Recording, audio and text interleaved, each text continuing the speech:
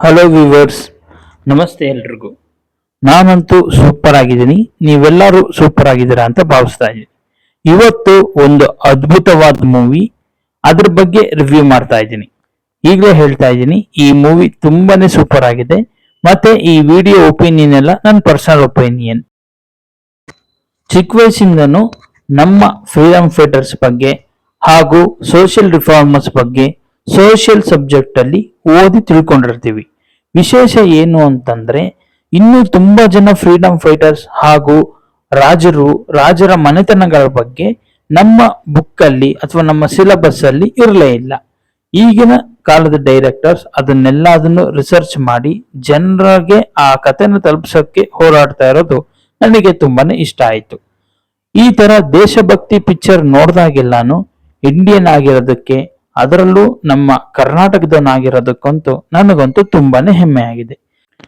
ಅದೇ ತರ history book ಅಲ್ಲೇನೆ ಅಷ್ಟಾಗಿ ಮೆನ್ಷನ್ ಆಗದೆ ಇರೋ ನಮ್ಮ ಹೆಮ್ಮೆಯ ರಾಜ ಛತ್ರಪತಿ ಶಿವಾಜಿ ಅವರ ಮಗ ಛತ್ರಪತಿ ಸಂಭಾಜಿ ಅವರ ಲೈಫ್ ಹಿಸ್ಟ್ರಿನೇ ಈ ಛಾವ.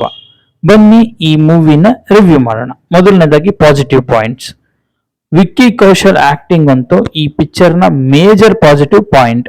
ಹೇಗೆ ಆಕ್ಟ್ ಮಾಡಿದ್ದಾರೆ ಅಂದ್ರೆ, ನಿಜವಾಗ್ಲೂ ನಾವು ಛತ್ರಪತಿ ಸಂಭಾಜಿಯವ್ರನ್ನೇ ನೋಡ್ತಾ ಇದೀವೇನೋ ಅನ್ನೋ ಮಟ್ಟಿಗೆ ಆಕ್ಟಿಂಗ್ ಮಾಡಿದ್ದಾರೆ.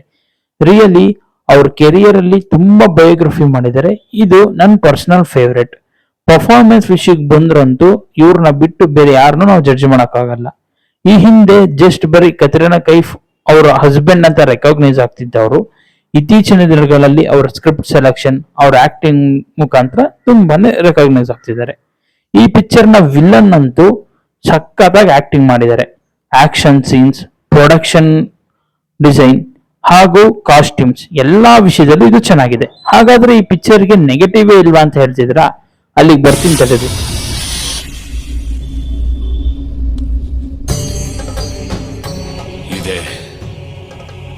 ಇಲ್ಲೊಂದು ಸಮಸ್ಯೆ ಖಂಡಿತ ಇದೆ. ಮೊದಲನೇ negative point, Oscar winning AR Rahman ಅವರ ಮ್ಯೂಸಿಕ್ ಆಗಿರ್ಬೋದು, BGM ಆಗಿರ್ಬೋದು, ಈ ಮೂವಿಲಿ ಅಷ್ಟಾಗಿ ವರ್ಕೌಟ್ ಆಗಿಲ್ಲ. ಇನ್ನೊಂದು ನೆಗೆಟಿವ್ ಪಾಯಿಂಟ್ ಬಂದು, ಐಶ್ವರ್ಯ ಲೈ ತರ ಇಲ್ಬೇಕು. ಯಾವ ತರ ನೋಡಕ್ಕೆ ತ್ರಿಪುರ ಸುಂದರಿ ತರ ಇಲ್ಬೇಕು. ತ್ರಿಪುರ ಸುಂದರಿನ ಈ ಮುಖಕ್ಕೆ ಆ ಹೀರೋಗಳಿಗೆ ಯಾಕೆ ತ್ರಿಪುರ ಸುಂದರಿನ ಕರ್ಸೋದು ಅಂತ ಈ ಔಟ್ ಆಫ್ ಸ್ಟೇಟ್ ಆಕ್ಟ್ರೆಸ್ ನ ಕರ್ಸಿದ್ದಾರೆ. ಆಕ್ಚುಲಿ ಇವ್ರು ಬಂದು ಮೈಕಲ್ ಜಾಕ್ಸನ್ ಅವರ ಕಜಿನ್ ಸಿಸ್ಟರ್ ರಮ್ಮಿ ಜಾಕ್ಸನ್ ಅಂತ ಒಳ್ಳೆ ಮೂವಿಗೆ ಇಂಥ ಹೀರೋಯಿನ್ ಹಾಕಿರೋದೆ ಮೇಜರ್ ನೆಗೆಟಿವ್ ಪಾಯಿಂಟ್. ಪರ್ಫಾರ್ಮೆನ್ಸ್ ವಿಷಯದಲ್ಲಂತೂ ಅವ್ರು ಚೂರು ಚೆನ್ನಾಗಿ ಆಕ್ಟ್ ಮಾಡಿಲ್ಲ. ಎಕ್ಸ್ಪ್ರೆಷನ್ ಆಗಿರ್ಬೋದು, ಅದರಲ್ಲೂ ಮೇನ್ ಆಗಿ ಒಬ್ಳು ರಾಣಿಗೆ ಇರ್ಬೇಕಾಗಿರೋ ಅಂತ ಒಂದು ಗುಣ ಇರ್ಬೋದು, ಆ ಬಾಡಿ ಲ್ಯಾಂಗ್ವೇಜ್ ಅಂತೂ ಇವರಲ್ಲಿ ಇಲ್ವೇ ಇಲ್ಲ. ಇವರೇ ಈ ಮೂವಿಗೆ ಮೇಜರ್ ನೆಗೆಟಿವ್ ಪಾಯಿಂಟ್. ಮುಖ್ಯವಾಗಿ ಅದನ್ನೆಲ್ಲದನ್ನು ತೆಗೆದುಹಾಕಿದ್ರೆ ಈ ಪಿಕ್ಚರ್ನ ಕ್ಲೈಮ್ಯಾಕ್ಸ್, ಆ ರಾಜನ್ಗೆ ಕೊಡ್ತಾ ಇರೋ ಶಿಕ್ಷೆಗೆ ಆ ರಾಜ ಅನುಭವಿಸೋ ನೋವಿಗಿಂತ ಆಡಿಯನ್ಸ್ ಆಗಿ ನಾವೇ ಅದನ್ನ ಫೀಲ್ ಮಾಡ್ತೀವಿ. ಆ ತರ ಆ ಸೀನ್ ನ ಪಿಕ್ಚರೈಸ್ ಮಾಡಿದ್ದಾರೆ. ನಾವು ನೋಡ್ತಿರೋದು ಸಿನಿಮಾ ಅಂತ ಮರೆತು ನಾವೇ ಆ ಕತೆ ಒಳಗಡೆ ಹೊರಟೋಗ್ತೀವಿ. ಅಷ್ಟು ಚೆನ್ನಾಗಿ ಅಲ್ಲಿರೋ ಎಲ್ಲ actors except that Rashmika Mandanna ತುಂಬಾನೇ ಚೆನ್ನಾಗಿ ಆಕ್ಟ್ ಮಾಡಿದ್ದಾರೆ. ಇದಾಗಿತ್ತು ಈ ಮೂವಿಯ ರಿವ್ಯೂ. ದಯವಿಟ್ಟು ಈ ಮೂವಿನ ಥಿಯೇಟರ್ ಅಲ್ಲಿ ಮಿಸ್ ಮಾಡಬೇಡಿ. ತುಂಬಾನೇ ಒಳ್ಳೆ ಮೂವಿ. ಫ್ಯಾಮಿಲಿ ಜೊತೆ, ಮಕ್ಕಳ ಜೊತೆ ಆರಾಮಾಗಿ ಯಾವುದೇ ಹೆಸಿಟೇಷನ್ ಇಲ್ಲದೆ ಈ ಮೂವಿನ ನೋಡಬಹುದು ಅಂತ ಹೇಳ್ತಾ ನನ್ನ ಈ ರಿವ್ಯೂನ ಮುಗಿಸ್ತಾ ಇದ್ದೀನಿ.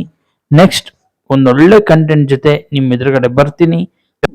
ನಮ್ಮ ಚಾನಲ್ನ ಸಬ್ಸ್ಕ್ರೈಬ್ ಮಾಡಿ, ಲೈಕ್ ಮಾಡಿ ಅಂಡ್ ಶೇರ್ ಮಾಡಿ.